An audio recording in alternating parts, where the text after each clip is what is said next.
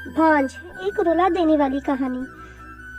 14 साल की उम्र में जब खेलने कूदने की उम्र होती है तब रिश्ता हो गया। उस समय में सभी की लड़कियां 12-13 वर्ष में ही ब्याह दी जाती थीं। शादी का मतलब भी नहीं पता था।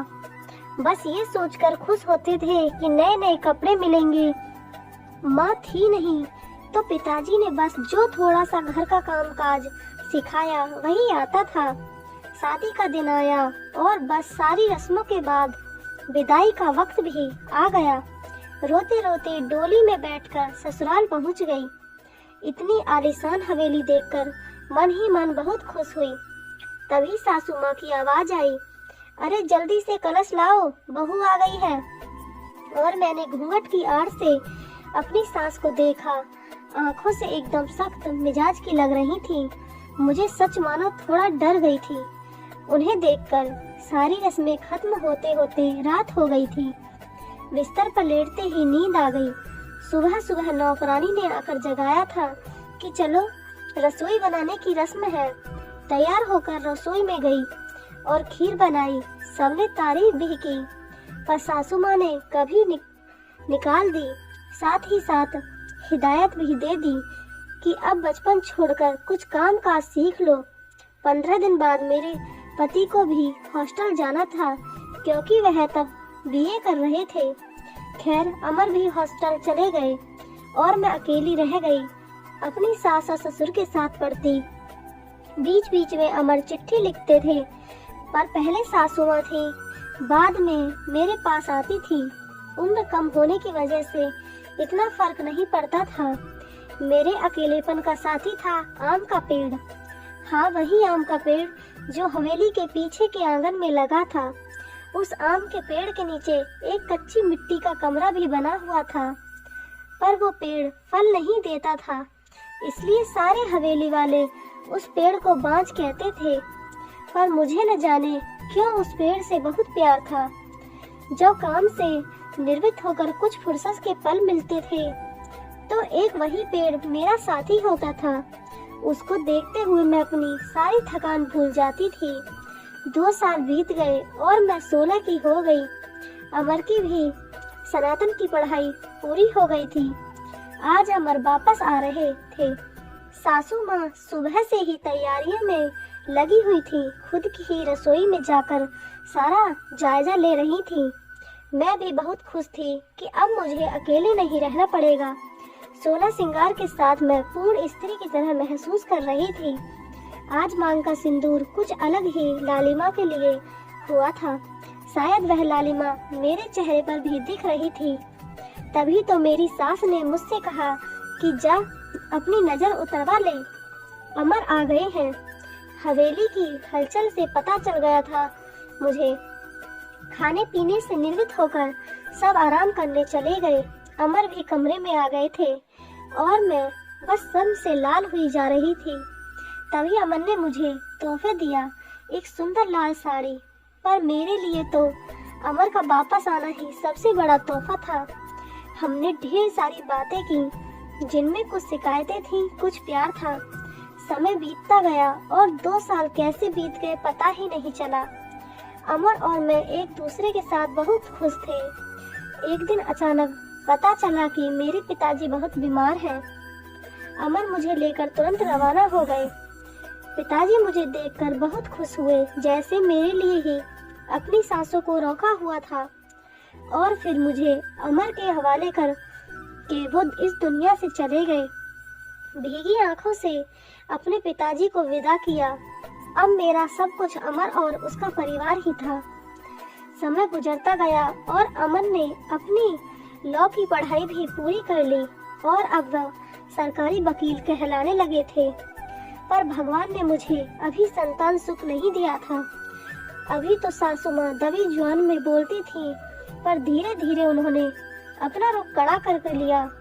अमन बहुत व्यस्त रहते थे अपने काम में। सुबह मेरे पीछे सारा दिन पड़ी रहती। धीरे धीरे सारे गांव में ये बात फैल गई कि हवेली की बहू बांझ है। तीर की तरह चुभता था ये शब्द, पर कुछ कह नहीं पाती थी। सिर्फ आंसुओं से दिल हल्का करती थी। अमर मुझे दिलासा देते थे, पर लोगों का व्यवहार अंदर ही अंदर मुझे खोखला कर रहा था। अभी मेरी उम्र ही क्या थी, सिर्फ 19 साल, और लोगों ने मुझे बांझ बना दिया। बचपन से ही शरीर से दुबली पतली थी मैं। फिर माँ के मरने के बाद ठीक से पालन पोषण भी नहीं हो पाया था। एक दिन अमर जब दोपहर के खाने पर घर आए तो सासू माँ ने फरमान सुना दिया कि हम अमर की दूसरी शादी करेंगे। उफ, इतना बड़ा धोखा अमर कैसे दे सकते हैं मुझे? नहीं, ऐसा नहीं हो सकता है। बत्ती बुझा दो, मुझे सोना है। अमर, कुछ बात करनी है आपसे। मैं थक गया हूँ। धानी, मुझे सोने दो। अमर, क्या आप दूसरी शादी करेंगे? धानी, मैंने कहा ना सोने दो मुझे, थक गया हूँ। मैं तुम सब लोगों की चिक चिक सुनते सुनते, उधर माँ है और इधर तुम, परेशान हो गया हूँ। मैं मन करता है आत्महत्या कर लूं।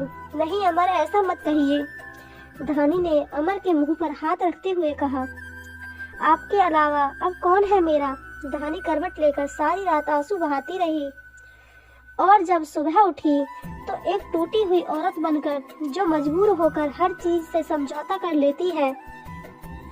सारी रात यही सोचती रही कि शायद अमन ने भी मौन स्वीकृति दे दी है दूसरी शादी के लिए, पर उसे ये कहाँ मालूम था कि उसकी माँ ने किस हद तक उसे मजबूर किया है दूसरी शादी के लिए। 1 महीने के अंदर ही अमर की दूसरी शादी गेंदा से हो गई। गेंदा अमर की माँ की दूर के रिश्तेदार की बेटी है। धानी अपना सामान उस पीछे वाले कमरे में रख ले। आज से गेंदा इस कमरे में रहेगी अमर के साथ। सासू माँ ने हाथ नचाते हुए कहा, कैसे छोड़ दूं ये कमरा? नहीं, ये मेरा कमरा है, जिसे जहाँ जाना है जाए। पर फिर ख्याल आया कि जो ब्याह कर इस घर में लाया था, जब वही मेरा नहीं है तो ये कमरा कैसे मेरा हो सकता है? ऐसा सोचते हुए आंखों में आंसुओं का सैलाब उमड़ पड़ा। सिंदूर की डिब्बी और कुछ कपड़े लेकर उस कच्ची मिट्टी के कमरे की तरफ बढ़ गई। सामान एक कोने में रखकर खिड़की पर बैठ गई और उस आम के पेड़ को देखते हुए उसको निहारने लगी। इसे कुछ कम हो जाएगा, किस्मत कहूँ या कुछ और की, आज मेरी हालत भी इस पेड़ की तरह हो गई है, अकेला बेसहारा। जैसे ये अभी तक अपने अस्तित्व को बचाने के लिए सफल रहा है, क्या मैं इसकी तरह अडिग और मजबूत रह सकूंगी, या फिर किसी कमजोर लता की तरह मुरझा जाऊंगी और अपना अस्तित्व खो दूंगी? नहीं, ऐसा नहीं होगा। मैं मजबूत रहूंगी। जब ये बेजुबान पेड़ सबसे लड़ सकता है तो मैं क्यों नहीं? अपने विचार श्रृंखला से बाहर आते ही मैंने अपने आप को संभाला और हर स्थिति से लड़ने के लिए तैयार किया। दिन गुजरते गए और मैंने घर के कामों में अपने आप को व्यस्त कर लिया। अपनी कोठरी के आसपास खूब सारे पेड़ लगाए और बाकी बचे हुए समय में उन पेड़ों की देखभाल करने लगी। साथ ही उस आम के पेड़ की खास देखभाल करती थी। गेंदा एक सुलझी हुई लड़की है। वो जब भी मुझसे बात करने के लिए आती, मेरी सासू माँ उसे बहाने से बुला लेती। अमर पहले से भी ज्यादा व्यस्त रहने लगे थे।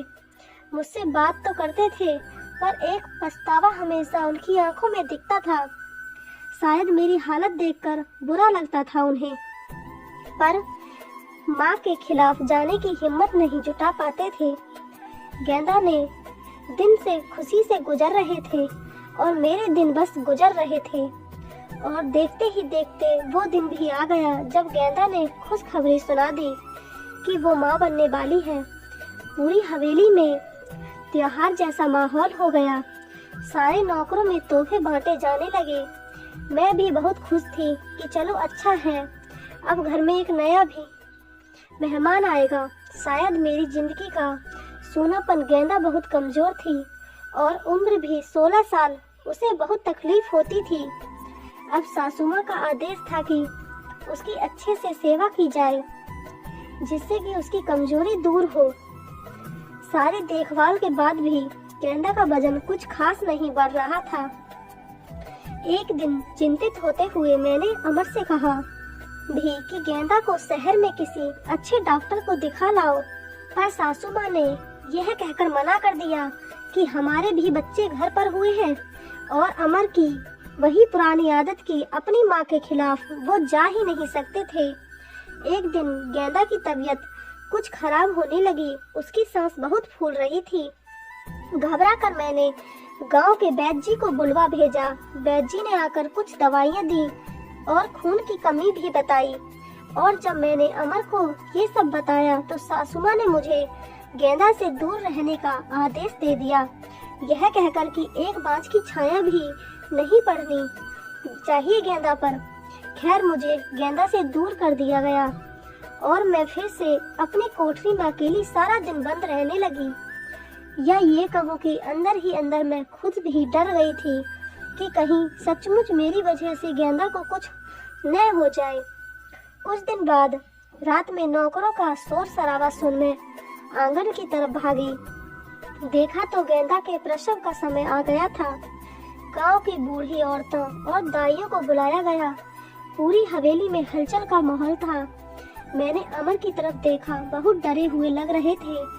मैं उनके पास गई और उन्हें थोड़ा धैर्य रखने को कहा। थोड़ी देर में ही बच्चे की किलकारी गूंजने लगी। हम सभी की खुशी का ठिकाना नहीं रहा। पर तभी काकी ने बाहर आकर बताया कि गेंदा की कमजोरी और खून की कमी के कारण वो गेंदा को बचा नहीं पाए। बेटी को जन्म देते ही गेंदा का देहांत हो गया। हाय, पोते का मुंह नहीं देख पाई मैं, अब कैसे मेरा वंश चलेगा। सासू माँ का विलाप सारी हवेली में गूंज रहा था। उस छोटी दूध मुँहे बच्ची को देखकर मेरा कलेजा मुंह को आता था। ऐसा लगता जैसे वो मैं हूँ। मैंने उसे कलेजे से लगा के रखा। जिनकी माँ नहीं होती वो बच्चे कुछ ज्यादा ही समझदार होते हैं। शायद जरा भी परेशान नहीं करती थी वो मुझे, बस दूध पीते ही सो जाती थी। सासू माँ का वही राग चलता रहता कि लड़कियों से वंश नहीं चलता है, पर अब शायद किसी को फर्क नहीं पड़ता था। अमर अब पहले से खुश रहने लगे थे। ऑफिस से आते ही मेरे कमरे में आते और गुड़िया को खिलाते। मुझे भी अमर को खुश देखकर अच्छा लगता था। साल बीत चुका था गेंदा को गए हुए और गुड़िया को आए हुए। आज गेंदा की बरसी है। हवेली में छोटी सी पूजा रखवाई है। मैंने पंडित जी के आते ही सासू माँ से प्रश्न किया कि क्या मैं जीते जी पोते का मुंह देख पाऊंगी, और पंडित जी ने उसके लिए कुछ ग्रह शांति के उपाय बताए। सासू माँ चल दी पंडित जी को हवेली दिखाने और सारी हवेली की शुद्धि कराने। मेरी कोठरी के पास भी गई और पंडित जी को वो बांझ पेड़ भी दिखाया। पेड़ देखते ही पंडित जी का मुंह बन गया और उन्होंने कहना शुरू कर दिया कि ये इसी मनहूस पेड़ की वजह से हमारे घर में बेटा नहीं है। जितनी जल्दी हो सके इसे कटवा दो। अब मेरे बर्दाश्त की हद हो चुकी थी। मैंने अमर की तरफ देखा, पर मुझे नहीं लगा कि वो मना करेंगे, और सासू माँ ने तुरंत नौकरों को बुला लिया कि आज इस पेड़ को काट ही डालो। मुझे कुछ समझ नहीं आ रहा था कि क्या करूं, कैसे अपने सुख दुख के साथी को बचाऊं।